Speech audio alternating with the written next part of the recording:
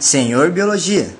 É isso aí, galera. Continuando com a correção da prova do Enem. Vamos para a nossa última videoaula de correção da prova do Enem. Estamos corrigindo a prova do Enem 2015. Estou com um caderno azul em mãos, hein? Pega lá o seu caderno, imprime aí e acompanha a correção. Se você está chegando agora, essa é a última aula. Vamos corrigir as 3 últimas questões de biologia do Enem. Assista as anteriores, que lá estamos corrigindo as outras, ok? Espero que eu esteja ajudando vocês a estudar, a se preparar. Se estiver curtindo as minhas aulas, vai lá, assina o canal, que direto vamos estar postando aula e você precisa receber um e-mail avisando você que tem nova aula para não perder nada, ok? Mas para isso acontecer, é necessário que você esteja assinado, inscrito no meu canal. Inscreva-se, tem lá um botãozinho. Inscreva-se. Inscreva-se. Vamos lá. Questão de número 83. Os anfíbios representam o primeiro grupo de vertebrados que evolutivamente conquistou o ambiente terrestre. Apesar disso, a sobrevivência do grupo ainda permanece restrita a ambientes úmidos ou aquáticos, devido à manutenção de algumas características fisiológicas relacionada à água. Uma das características a qual o texto se refere é a... Pois bem, surgiram os anfíbios. No curso evolutivo da história da vida na Terra, a vida surgiu no mar. Nos primeiros organismos marinhos ainda, começaram a adquirir membros que conseguiram se movimentar e aos poucos foram conquistando o ambiente terrestre. O anfíbio é o organismo intermediário entre a água e a terra. Os répteis conseguiram conquistar efetivamente o ambiente terrestre. Pele queratinizada que evita a transpiração, ovo com casca para se desenvolver fora da água, tudo isso aí. Mas e os répteis? E os anfíbios? Porque eles ainda dependem da água? Alguns fatores. Primeiro, os anfíbios se desenvolvem por estágio larval e a larva do anfíbio, pensa num sapo, a larva do anfíbio ela é aquática, ela vive na água. O sapo tem um girino que a sua larva vive dentro da água. Ele é um organismo aquático, inclusive ele tem brânquias. Então precisa da água para estar lá dentro. Outra razão, a fecundação dos anfíbios é uma fecundação externa. O macho, ele não consegue inocular o espermatozoide dele dentro da fêmea. A fecundação acontece, então, num ambiente externo, precisa da água para acontecer. A fêmea joga os seus ovos ali na água, o macho joga os seus espermatozoides e na água, por quimiotactismo, o espermatozoide encontra o óvulo e ocorre a fecundação. Outra razão que depende da água, os ovos dos anfíbios são ovos com casca membranosa. Não é uma casca calcária como répteis e aves, é membranoso. Então, se ele estiver fora da água, ele vai desidratar facilmente. Necessariamente, esses ovos têm que se desenvolver dentro da água, porque não tem casca calcária, é uma casca membranosa. Então, o desenvolvimento embrionário precisa acontecer dentro da água, ok? E mais um motivo, que é exatamente da questão: a pele dos anfíbios é muito fininha e muito delicada. Ainda bem para eles. Por quê? Porque os anfíbios apresentam pulmões muito rudimentares. A superfície de contato dos pulmões de anfíbios ela é muito pequena. Então ele não consegue captar todo o oxigênio que ele precisa através da respiração pulmonar. Ele precisa fazer essas trocas gasosas pela pele também. Por isso a pele dos anfíbios tem que ser bastante fininha, bastante delgada, fina, delgada. Para quê? Para permitir as trocas gasosas tegumentar. Só que para que isso aconteça é necessário que ele fique próximo à água, porque constantemente a superfície do corpo dele tem que ficar o quê? Úmida, porque se ela secar, a pele resseca e as células ali morrem. Então precisa constantemente ficar úmida. E aí essa pele fina faz o quê? Transpiração. Ele perde muita água pela pele por transpiração, por evapotranspiração. Então, tem que ficar úmida. Olha as alternativas aí. Uma das características que o texto se refere é a letra A, reprodução por viviparidade, ou seja, nasce já um filhote pronto e formado. Não é assim que acontece com os anfíbios. Respiração pulmonar nos adultos. Como eu disse, os adultos, o pulmão dele é muito rudimentar, não é o suficiente para que ele consiga todo o oxigênio que ele precisa. Letra C, regulação térmica por endotermia. Anfíbios não são animais endotérmicos, são pecilotérmicos, ectotérmicos. A temperatura corporal dele varia de acordo com a temperatura do ambiente. Não é esse o motivo. E letra D, que é a resposta, cobertura corporal delgada, que significa fina, cobertura corporal delgada e altamente permeável. Como ela é muito permeável, ele tem que estar sempre se molhando, tem que estar em contato com a água constantemente, porque ele perde muita água por evapotranspiração. Ok? Essa é a resposta. Tranquila essa questão de zoologia, né? E a letra E, locomoção por membros anteriores e posteriores desenvolvidos. Não, isso não é motivo para viver próximo à água, né?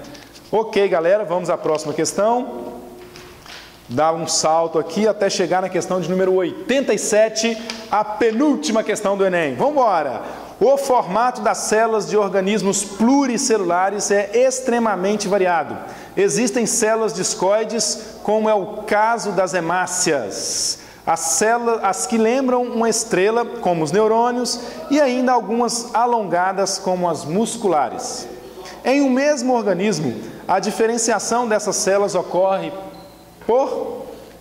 A questão é essa, galera. Por que existem algumas células que têm um formato, outras células que têm outro formato? Por que existem diferentes formatos de célula? Por que diferentes grupos celulares produzem diferentes substâncias? Por quê? Letra A, produzem mutações específicas?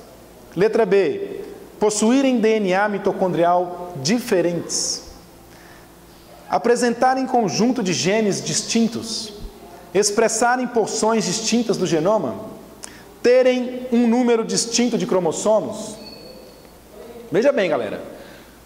Todas as suas células surgiram a partir de quem? Do zigoto. Tem uma questão do Enem aqui que contesta isso, né? Mas tudo bem, por enquanto, todas as suas células surgiram do zigoto. Era uma célula única, que tinha o mesmo material genético. Então, pessoal, todas as células do seu corpo têm o mesmo número de cromossomos. Todas as células do seu corpo têm o mesmo número de genes. Tudo. Todas elas têm. Mas por que uma célula é diferente da outra? Porque, na verdade, a expressão do gene que é diferente. Olha só no quadro aqui. Deixa eu pegar um pincel aqui e escrever algo para vocês no quadro. Olha aqui um DNA.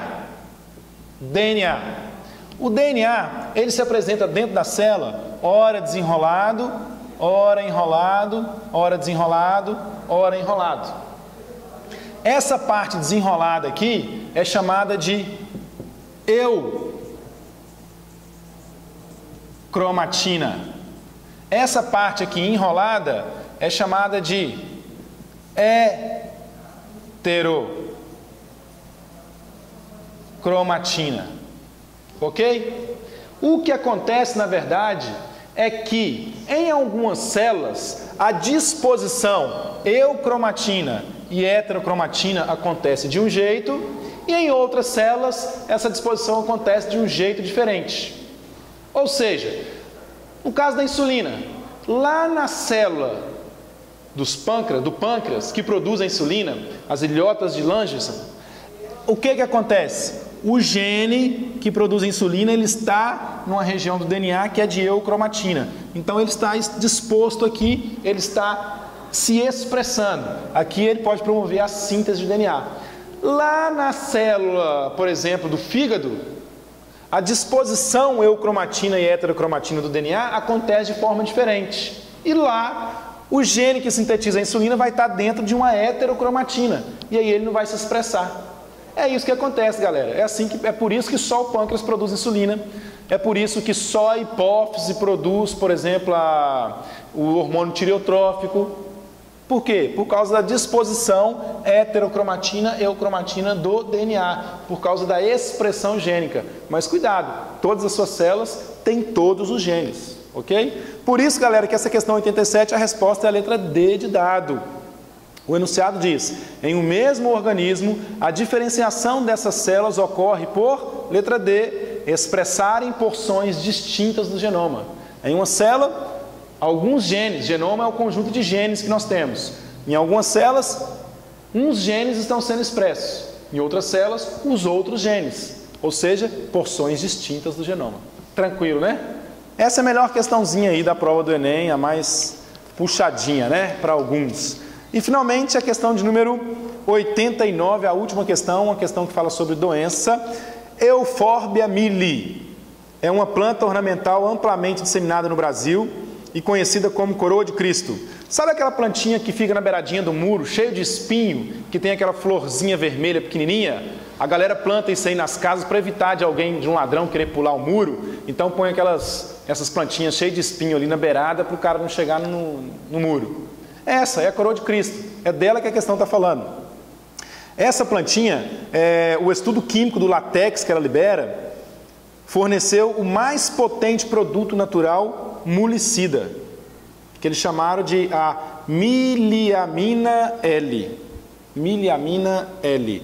Olha só que legal. Aí a pergunta da questão é: o uso desse látex em água infectada por hospedeiros intermediários tem potencial para atuar no controle da...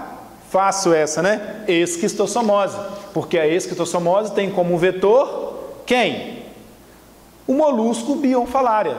Lembra do ciclo dessa doença? Um doente defeca, um doente com esquistossomose defeca na lagoa, as lagoas são chamadas de lagoa de coceira. O miracídio, que é o estágio larval do esquistossoma mansoni, entra no caramujo Bionfalaria. Lá ele se reproduz, forma um outro estágio larval que é a cercária, e a cercária fura sua pele ativamente, penetrando ativamente na sua pele, entrando em você. Por isso que dá uma coçadinha chamada de lagoa de coceira. O vetor da esquistossomose é um molusco, é um caramujo, que é um molusco, por isso um mulicida que mata molusco é a letra E, a resposta. A dengue. A dengue é uma doença viral transmitida por um mosquito, o Aedes aegypti. A malária é uma doença, é uma protozoose causada por um protozoário, um esporozoário, né, um plasmodium, transmitido por um mosquito também, que é o Anopheles. A elefantíase é uma doença que entope o seu sistema linfático, é chamada também de filariose, e é transmitida pelo Culex, um mosquito também. E a ascaridíase, que é um nemateuminto, né, o Ascaris lumbricoide, ela é transmitida, o ciclo reprodutivo dela é um ciclo direto, né, um ciclo monoxênico. Então você pega a ascaridíase de um próprio doente, a Ascaris lumbricoide, contaminação direta, não existe um vetor. Ok? Valeu, galera, espero que estejam gostando das minhas aulas, não esqueçam de curtir e de compartilhar. Abraço, fui! Até!